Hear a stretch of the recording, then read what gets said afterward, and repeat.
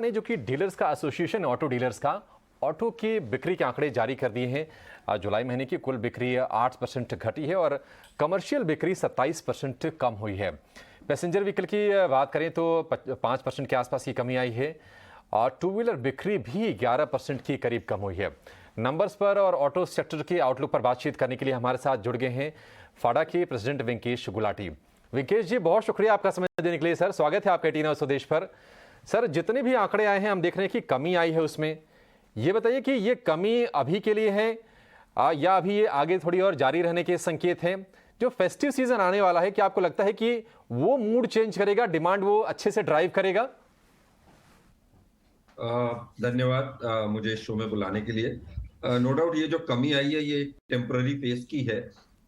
जैसा कि आपने देखा इधर कुछ ओवरऑल मॉनसून इरेटिक था, उसकी वजह से कुछ प्रॉब्लम्स आई हैं, बट ओवरऑल पॉजिटिव है मार्केट कुछ कैटेगरीज के लिए।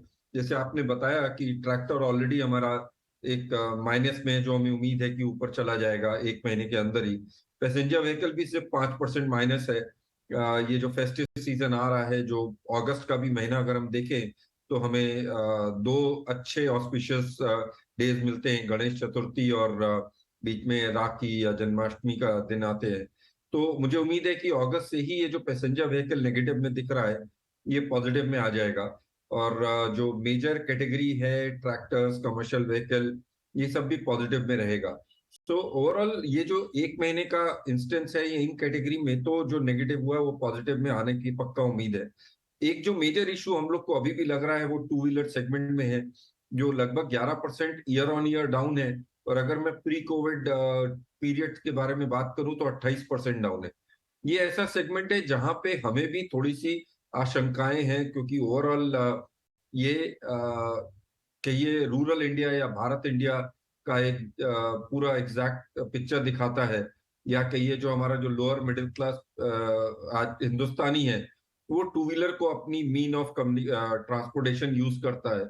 तो जो स्ट्रेस वहां पे हमको दिख रहा है उसका इफेक्ट टू व्हीलर सेगमेंट में आ रहा है। और ये पिछले लगभग 1.5 साल से ऐसे ही डीग्रोथ में चल रहा है, जो एक बहुत ही इशू है हम लोग को अपनी मार्केट की देखते हुए। वेंकेश जी, आपने कहा कि टू व्हीलर में जो डी ग्रोथ है उसके पीछे आपने वजह भी बताई, लेकिन ये बताइए कि जो गाड़ियां ग्रामीण इलाकों में ज़्यादा बिकती हैं, वहाँ ज़्यादा पसंद की जाती हैं, जैसे कि स्कॉर्पियो। आप देखिए, नई गाड़ी आई, आधे के घंटे के अंदर 1 लाख गाड़ियों की बुकिंग आ गई।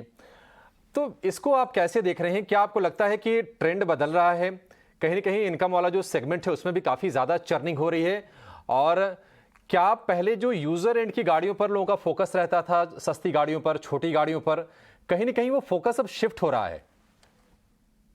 आप बिल्कुल ठीक कह रहे हैं, लेकिन है क्या कि अगर आप गाड़ियों को कंपेयर करें, जो मैंने टू व्हीलर का स्टेटमेंट दिया, तो जो हम एंट्री लेवल गाड़ियों की बात करें तो वहां पे भी बहुत मेजर डिग्रोथ है।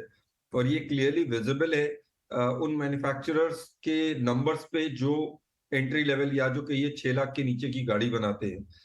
एक जो बहुत बड़ा फायदा कार सेगमेंट को हुआ है कि कोविड की वजह से जो पर्सनल मोबिलिटी का पुश मिला है वो कार सेगमेंट को बहुत ही ढंग से ग्रोथ दे रहा है। एक और नई चीज इधर हुई है कोविड की वजह से कि ये जो हमारा जनरेशन यंग था, जो बिल्कुल जेनजी हम लोग बोलते हैं, जिन्होंने गाड़ी खरीदना बंद कर दिया था और शेयर्ड मोबिलिटी या लीज की गाड़ियों पे चलना चालू किया था, कोविड के डर से उन्होंने गाड़ी खुद खरीदना चालू किया है। और जब उन्होंने गाड़ी खरीदना चालू किया है तो उनको एंट्री लेवल कार्स नहीं पसंद आती, उनको फीचर रिच गाड़ी चाहिए होती है। उनको अपने घर का एक एक्सटेंशन चाहिए होता है गाड़ी का, जो अपने ड्राइंग रूम में वो चलते हैं। तो जिस गाड़ी में अच्छा म्यूजिक सिस्टम हो, एलेक्सा हो, सिरी हो, सनरूफ हो, एम्बियंट लाइटिंग हो, वो उस तरह की गाड़ियां लेना चाहते हैं जो कि महंगी गाड़ियां हैं।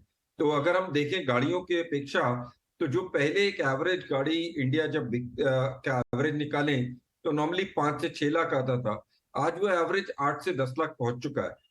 और इसका एक मेजर रोल जो कंपैक्ट एसयूवीज लॉन्च हो रही हैं उसका आता है। और जैसे आपने अभी स्कॉर्पियो की बात की है, तो स्कॉर्पियो एक मार्केट, एक गाड़ी है जो अर्बन, सेमी अर्बन और रूरल तीनों में मूव करती है। जिस हिसाब से स्कॉर्पियो की बुकिंग आई है, ये क्लियरली दर्शाता है कि ये तीनों सेगमेंट ही ग्रोथ कर रहे होंगे। लेकिन अर्बन की ग्रोथ हमारे नंबर्स बहुत क्लियरली शो करती है सभी सेगमेंट में, बट रूरल की ग्रोथ एंट्री लेवल का जो डाउन जाना है वो क्लियरली शो करता है। मे बी इस स्कॉर्पियो की वजह से शायद रूरल में भी एक रुझान पॉजिटिव का है, लेकिन ये डिलीवरी स्टार्ट होने दीजिए, फिर उस हिसाब से समझ आएगा।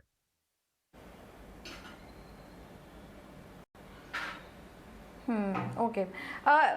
विकेश जी, एक और इवेंट जो हो रहा है उस पर भी आपकी राय लेना चाहेंगे। हालांकि अभी अर्ली स्टेज पर है। ये जो ताइवान और चाइना के बीच फिलहाल जो दिक्कतें चल रही हैं, दोनों के बीच टेंशन चल रही है, क्या आपको लग रहा है आने वाले समय में अगर ये दिक्कत बढ़ी तो सेमीकंडक्टर शॉर्टेज, जिससे अभी अभी ऑटो मार्केट पूरा उभरा है, क्या वो डर फिर से पैदा हो सकता है, फिर से वो दिक्कतें आ सकती हैं? आप बिल्कुल ठीक कह रही हैं। टीएसएमसी जो सबसे बड़ा चिप मेकर है एप्पल के लिए, और जनरल भी और जगह उनके चिप्स जाते हैं, उन्होंने ही कल एक स्टेटमेंट दिया है इस बारे में। और जिस तरीके से कल और आज आपने सुना है, चाइना जिस तरीके से वार की तैयारी कर रहा है, मुझे मतलब अभी बोलना कि वॉर हो जाएगी बहुत मुश्किल है, बट जिस तरीके के इंडिकेशंस चाइना से आ रहे हैं, ये एक मेजर डर का रीजन है। एक रशिया यूक्रेन का जो कॉन्फ्लिक्ट हुआ था, उसकी वजह से हमें बहुत इफेक्ट पड़ा था सेमीकंडक्टर का, और अगर ये चीज आगे बढ़ती है तो ये एक और मेजर इशू पड़ेगा। लेकिन एक फायदा ये होता है, मतलब मैं ये नहीं कहूंगा फायदा है, बट ये डिलेड इफेक्ट लाता है। तो बेसिकली मेरा कहना ये है कि अगस्त का भी जो कार्स का प्रोडक्शन है उस पे हैम्पर नहीं होगा, लेकिन अगर ये ताइवान का इशू मेजर बढ़ा तो हमारा जो फेस्टिव सीजन है उसके एंट्री में ही हमको एक ये नेगेटिव मैसेज चला जाएगा, नेगेटिव सेंटिमेंट चला जाएगा कि सेमीकंडक्टर मिलने कम हो जाएंगे, हमारी प्रोडक्शन कम होगी। जो वेटिंग पीरियड हम उम्मीद कर रहे हैं कि इस फेस्टिव सीजन में कम होना चाहिए, वो और बढ़ जाएगा, जिसकी वजह से कस्टमर डिससेटिस्फैक्शन भी बढ़ेगा और हमारी सेल्स पे भी इफेक्ट आएगा। वेंकटेश जी, एक आखिरी सवाल आपसे जानना चाहेंगे। देखिए, आप तो डीलर्स के संगठन के मुखिया हैं। हम देख रहे हैं कि ईवीज को लेकर, इलेक्ट्रिक व्हीकल्स को लेकर काफ़ी ज़्यादा उत्साह है। ये बताइए कि आपको क्या लग रहा है कि उन कंपनियों के लिए मौके बढ़ने वाले हैं जिनके पास ईवी का पोर्टफोलियो ज़्यादा है, और क्या उनके लिए चुनौतियां बढ़ने वाली हैं जहां पर अभी सिर्फ ईवी को लेकर बातें हैं, ग्राउंड पे कोई ज़्यादा काम नहीं हुआ है, या फिर क्योंकि अभी इंफ्रास्ट्रक्चर रेडी नहीं है पूरे देश में तो ये अभी दूर की बात होगी ये सब? देखिए, जो भी कंपनी इस समय इलेक्ट्रिक व्हीकल में है, उसका शॉर्ट टर्म लॉन्ग टर्म सारा ही फ्यूचर बहुत अच्छा है। इस पे सिर्फ एक ही कॉशियस है कि उनका प्रोडक्ट क्वालिटी अच्छा होना चाहिए। जो पिछले 4 साल में हम लोग ने बहुत सारे नेगेटिव न्यूज देखे हैं, ईवी फायर्स के बारे में, रिवर्स के बारे में, व्हीकल की क्वालिटी के बारे में। इस दौरान भी 2-3 अच्छी कंपनियां थी जिनको कोई भी इफेक्ट उनके नंबर्स पे नहीं आई है।